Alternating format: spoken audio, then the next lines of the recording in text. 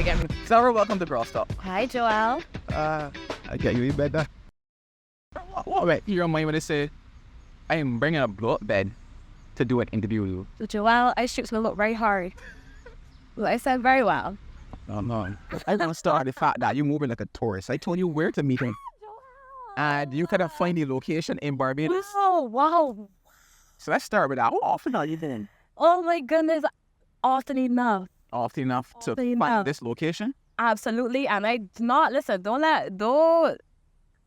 put the location on film. No problem. Because nobody needs to know. I'm not a big driver. I'm a passenger person. Oh. We made it here, though. We're good. We did. I want to start our serious but not serious discussion with, I guess, some of your most recent achievements, that being the graduation. Oh, my goodness. Miss Columbia. First of all, congrats. Thank you. Appreciate it. You're welcome. What was that experience like for you? One, getting the acceptance, and two, getting your grad cap. It was challenging. It was a challenging experience, definitely. Columbia's always been a school that is like a bucket list school. And I think it was during the pandemic. I had just gotten laid off, and I'm like, okay, well, I'm not doing anything else. I might as well give it a shot. So the application process, everything about it was challenging, honestly. Trying to do a lot of things from Barbados, having to jump through extra hurdles as an international student and that kind of thing. It's always difficult. But, we did it. And believe it or not, the acceptance was you think you've done so much at that point, and then you're really just getting started. So you have to figure out housing and financing and moving to New York and, student visas and all of these things that made the process additionally challenging. But we did it. And we made it. We moved to New York. And it took 2 years, 21 months to be specific, of a lot of blood, sweat, and tears. But we did it. We crossed the stage in May, so I'm freshly graduated. There's a word you left out in between there, and it's a word that if anybody, happens to follow you on Instagram, comes up quite often. That word is procrastination. Wow. And all of my business. It's crazy. But funny enough, I've seen you mention that. You think it brings out your best work. So it brings me to that kind of schoolwork type balance. Right. Because while you were there at school, you were also doing a lot of writing as well. I happened to be scrolling through your Twitter, and I also realized, that some days it was more of a struggle than others, eating 3 nuggets and a energy drink for breakfast and that kind of stuff. He did his research, guys. He came prepared. Yeah, so he's calling me out. So talk me through that balance, like what was that like for you? One, knowing that, hey, you are pursuing this master's program, but at the same time, you're also pursuing your passion, your love, your career as a writer. Well, the thing about it is that I was in school full-time, and I was essentially working full-time as well. New York is expensive. Can't afford to not work. And generally, though, I do have a tendency to procrastinate. I think it was Margaret Atwood that says, it's not procrastinating, you're leaning into your deadline. Mm-hmm. So I lean into my deadline. I do think that sometimes that helps, that little adrenaline boost. It helps you kind of create a better product. That's not to say that my tendency to procrastinating has not led me down the wrong path many a time. Uh-huh. And I think that it was kind of the understanding that we're here for 2 years. I have to get this degree. I have to survive. I have to also have a good time, And it means that it's not going to be a comfortable 2 years. It's not going to be forever, but it means that, some nights I'm not going to sleep. A lot of the nights I'm not going to sleep. It means that if I have there have been times I've been in class and I'm like working on a campaign and I'm trying to focus on what the professor is saying and also, finish this campaign. So it's a lot of balancing, and I won't lie and say that I mastered or perfected the balance at all. I don't think I was trying to. I think I was just trying to make sure that I got from point A to point B. If I had to drag myself over the finish line, if it, it was 3 nuggets and a Red Bull, and that's how I got, where I needed to go, then it kind of is what it is. Now that I am graduated, obviously, I am, trying to be more mindful and, live a healthier, more balanced lifestyle. But at the time, it was more of I did what I had to do to get where I needed to go. Yeah. So I guess almost in a way you were learning, but you were still learning as it relates to life as well throughout that entire journey. What would you say are some of your takeaways from that process? Because you started by saying that you got laid off. I did. And let's start there. Sure. What were the emotions when you got laid off? Well, so it was in the pandemic. So obviously a lot was going on. That was like March 2020 where everything went to hell. And, it was definitely a shock because it happened very sudden as well. And, one day you're going to work every day. The next day you're in a pandemic. You don't have a job, you have your grade paper. You're just trying to figure out, what are your next steps? And I think that, the pandemic wasn't great for a lot of people, and I myself included, but what it did do is help me kind of clarify, okay, this is where I want to go next. Let me start figuring out, I have all of this space. I have nothing but time and opportunity, right? So let me see what I can do to get, to kind of just swing big and see, like Columbia was always my dream school. Let me see if I can get into Columbia. Let me see if I can pursue writing as a career. So I think that I think you asked about takeaways and lessons. What I would say is that it's really important to, when you have the opportunity, just go for it. Don't waste a lot of time second guessing. A lot of people have imposter syndrome, but that happens to me as well. And I'm like, you know what? The time that I'm doubting, I might as well give it a shot, and at least I'll have the no confirmed. Even if I'm thinking, like, okay, they're going to say no. Okay, well, let me make sure. So that kind of helps me get to, the place I need to be faster, because we waste a lot of time thinking like, oh, should I not? Am I good enough? Am I not good enough? Is this too outlandish? What are the odds? And it's like, whatever. Just do it and you'll find out. If the odds are zero, then there's zero, right? But at least you know for sure. So I think that that's really important. And I'm a big believer in having a good time. I'm a big believer in having a good time. So, as difficult as it was, as much as I was, struggling with econ and also writing and also trying to, get into publications and all of that. Like, I'm like, you know what? Yes, I am tired. And yes, I am going to go out with you. Say less. So that's like, I think that's really important to like, we are here for a good time, not a long time. Facts. No, there was a word in there you mentioned. That word was no. And in diving through those tweets, again, that was a word I am so sick of you for diving through my tweets. Oh my goodness. Be prepared for the conversation. Apparently. Go ahead. I might talk my crap, but I talk prepared crap, So that was a word that came up in your tweets as well. And it was in relation to the writing aspect of things now and pitching to publications, right. And that kind of stuff.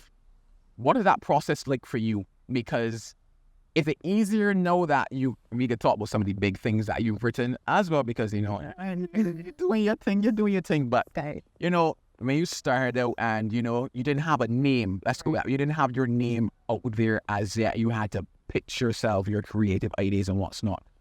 How difficult was that for you to hear those no's then? And funny enough, to still hear no's no.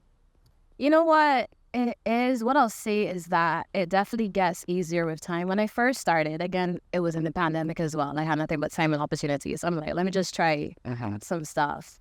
And I had really no idea what it would be like, especially because I'm in Barbados and I'm trying to reach over there while still being in Barbados. And, I didn't know anybody who'd done it before. I didn't have anybody to ask. So it was kind of just like a lot of trial and error. And when I kind of look back at my earlier pitches, I'm like, there's no way an editor would ever have picked that up, I think over time, and there were a lot of different, it was just like I said, a lot of trial and error. So a lot of different variations. I'm like, okay, this one didn't work, this one didn't get, because he's talking about no's. 80% of the time, you just don't get a response. Like, it will not even be a no. You'll be like, okay, I guess that, like, okay, on to the next one. But I think what happens is you just have to keep going until you get that one. And that one gives you, success breeds success, right? So you can get like 20 no's, and that one yes will be enough to keep you going for the next 50 no's. So I think that's been my experience that, once I kind of figured out, a big thing that I did was that I had to figure out a niche. I had to ask myself, well, there are tons of writers out there. What do I know? What can I write about better than anyone else? What kind of stories can I tell that are not being told? And I think I'm the best person to tell that story. And so I kind of zeroed in on, talking about the Caribbean, talking about Barbados, talking about the issues, talking about, what we're doing. Because I think Barbados and the Caribbean,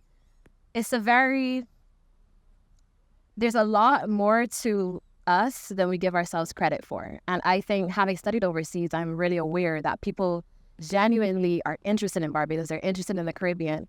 And once I can find an editor who also is interested, that makes it a lot easier. So I think, up to this week, I maybe sent out like 5 pitches. When I was in school, I did it a lot less. Just, had to be a bit more selective with my time.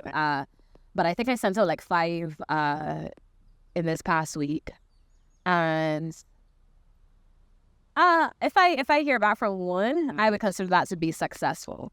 So it's definitely not a science. I'm still figuring it out. And a lot of the times it's not even the topic, it's not even how you pitch, it's just if that editor wants that piece. I don't take it personal. I think that's a big thing. I don't take any no personal.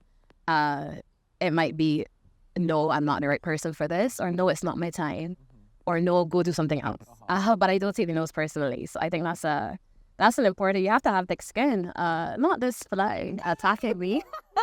Fly.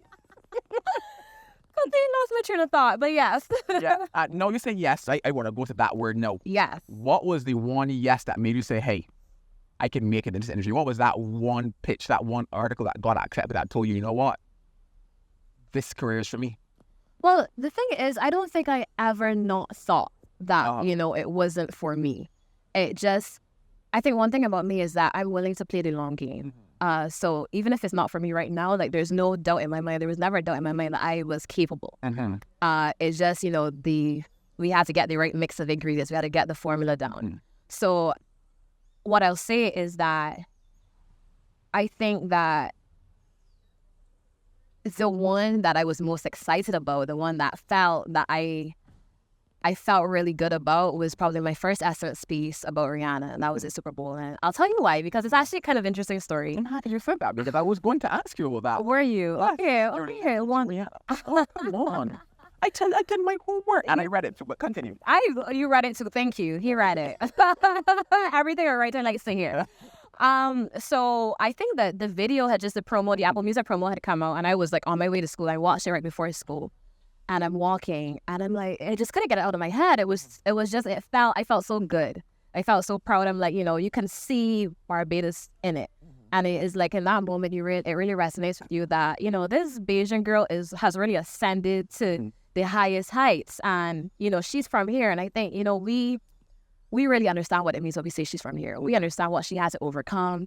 The odds were nowhere near in her favor. Like, it's really an impossibility that she made possible. So I'm like walking to school, that's in my head.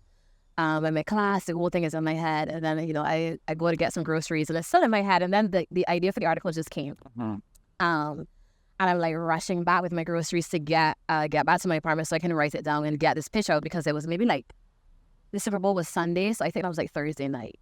And honestly, like that's a ridiculous odds for somebody I'd never written for Essence before. I didn't have any contact in there. So to think that I could pitch something Thursday night for something that was happening on Sunday was just like audacious as hell. But, I wrote it and I sent it through. This wasn't like my first pitch to Essence either. I definitely pitched them many times to no response. It's part of the process, right? But for some reason, I just felt really good about that one. I just, there was a synergy in what I wanted to write in the moment and this opportunity. And like the next morning, which is the fastest I've ever gotten a response, like the very next morning, the editor was like, hey, like somebody forwarded me your pitch. We love it. Write it. Yeah, that was like, it was a really big moment for me, because again, the likelihood of that happening was super small. It was something that I was really excited to write. And, the turnaround was also crazy too, because they wanted it for like Monday morning and the Super Bowl was Sunday night. So I'm like watching it And as soon as I was done, like I opened my laptop and I had to. That was the fastest I ever written. But it's definitely one of my favorite. I don't like much of what I write. I always picky, but that one I still like it. So, which is rare. No problem. So there's Essence, there's Allure. What other publications have you written for Zal? There's one that I really, it's called Galdem. It's a British publication. Unfortunately, it's closed down. It's closed down now. The editorial space right now is really difficult. Like, I don't know if you're watching the news, like journalists are getting laid off constantly. Publications are shutting down just because the landscape is shifting a little bit. People are, chasing ad dollars and TikTok and that kind of thing. So it's a little bit of a difficult time, I think, for people who want to write. But Galdem, I think, because I was able to write a lot more politically in those in that publication. So that has a really special place in my heart. I was able to write about the Commonwealth and use a little bit of what I learned in school and, what I'm passionate about, which is development and those kinds of things. And I'm able to write about it. So that one definitely, unfortunately, is closed down. But, I'm definitely trying to pivot a little bit more into that space, into the intersection between, climate change and all these issues that are affecting the Caribbean. I think that we need to talk about more. So, but right now, I was definitely Essence is like my, you grew up on Essence. Yeah. Like, that was a big deal. It's still a big deal for me. So I would say definitely between Galdem and Essence, those are my favorite ones. There are a couple others in my earlier days. The Every Girl, Crown Magazine, Thought Catalog, Elite Daily, like those, I wouldn't ask anybody to go look at them now. But, they're foundational. But those right now, I'm just, chasing onto, I don't want to say bigger and better, but on to, diversify a little bit my portfolio. How much do you enjoy writing press releases? You was really on my Twitter. Oh my, I didn't know I would have scrubbed it before this. Oh my gosh. It's not my favorite thing in the world. But again, that's a different hat, which is my commercial copywriting side. That's the side that, keeps me employed. I think that, it looks very glamorous. Like, she's writing for all of these magazines. Realistically, you cannot make a living off of those publications. So right now, I'm kind of in a transitionary phase, but I've been doing freelance, communications for the past 3-4 years. And so, press releases is part of it. I work on a lot of campaigns. I do some speech writing. Man down. Y'all can't see that, but one of his cameras just spelled. You work prepared. This is one of my workers, okay? And they work really hard and tirelessly, and we say thank you for your soul. We appreciate you. Yeah, we do. We really do. But yeah, so I mean, it is just a skill. What I'll say is that my time working in advertising and marketing helped me fine-tune a lot of my foundational writing skills. So writing a press release, while it's not fun, it's something that I think every writer should nail. No problem, no. We're coming to pretty much the end of our lovely little chat here in the sunshine, He's trying to get rid of me already. No, I would never do that. Never, ever. I was trying to think about a Rihanna song that had in sunshine. Music in the Sun. Together. That's the album, right? Music of the Sun. Music of the Sun. So let's say in the sun, could be in the sun. So. Obviously somebody's hot. Very close. Oh, I think I asked you. Oh, I want to take you back. Take me back, Joel. Take me back. Do not take me back that far. That was the part it is. That was anybody that had those regular long days, it was a Thursday night, right? Yeah. Oh my gosh. He's aging us. That was good days. Hear me? Good days. So you had a good time, Joel? Is that what you did at regulars? I went and I sat down and I observed. So, well, I know you long. But I think about even before those days. Okay. If you could look at your younger self right now, actually, no, I'm going to flip it. If your younger self could look at you right now, what do you think your younger self would tell you? Oh, my goodness. You know what? I think that I think it's important to appreciate, where you are. I'm kind of a person that's, I'm always like on to the next thing. So it is important to understand that, I am living a lot of dreams that I, never thought I'd be able to achieve. I've always wanted to go to Columbia. I've always wanted to write for publications. I've always wanted to live in New York. Live my, like Carrie Bradshaw dream. Oh, so you don't let alone like so Serena and Blair Waldorf and go. Not to look off a girl. So I definitely will say that in terms of like definitely on paper, my younger self would be very excited. She'd be very excited. But I think more importantly, if you were to ask me what I'm proudest of, and I did hit a lot of milestones, a lot of vision board moments over this year. But I would say that it's a lot of the intangibles for me that I am most proud of over the past year. So, my ability to bet on myself, my ability to commit to my vision, to, take things in stride, to pivot. Every no is not never ending, right? So I think the personal growth and things that only I can see, those are the things that I'm most proud of, and I think those are things that my younger self would be most proud of as well. Because you don't reach these milestones, you don't reach these goals without having a level of internal growth, right? And as you continue to grow, that's what enables you to, go further and hit more milestones. So for me, I definitely feel as though I grew up a lot in these past couple of years. Even though, you're calling me out about eating chicken nuggets, drinking Red Bulls, that kind of thing. But I definitely, I learned a lot about myself. I learned about, my process and how I work best, and a lot of tools that I think I'll take with me moving forward. So, the bylines will come and they will go, but, those intangibles will stay, so. Just to see them grow is so beautiful. I didn't want to say proud of you, I feel proud of you. That's very sweet.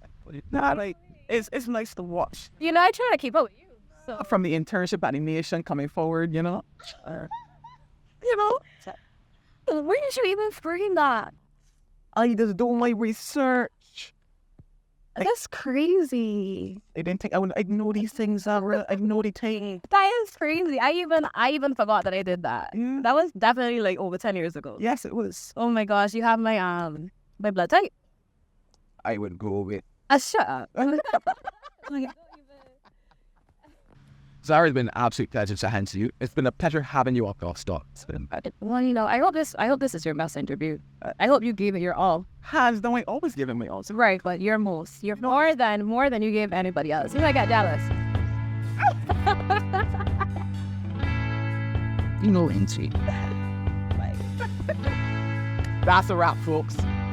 Bye. Bye. Boy. Did you get what you thought you were gonna get? I got everything I'm doing of it. Okay. I got the gems, I got the nuggets, I got it.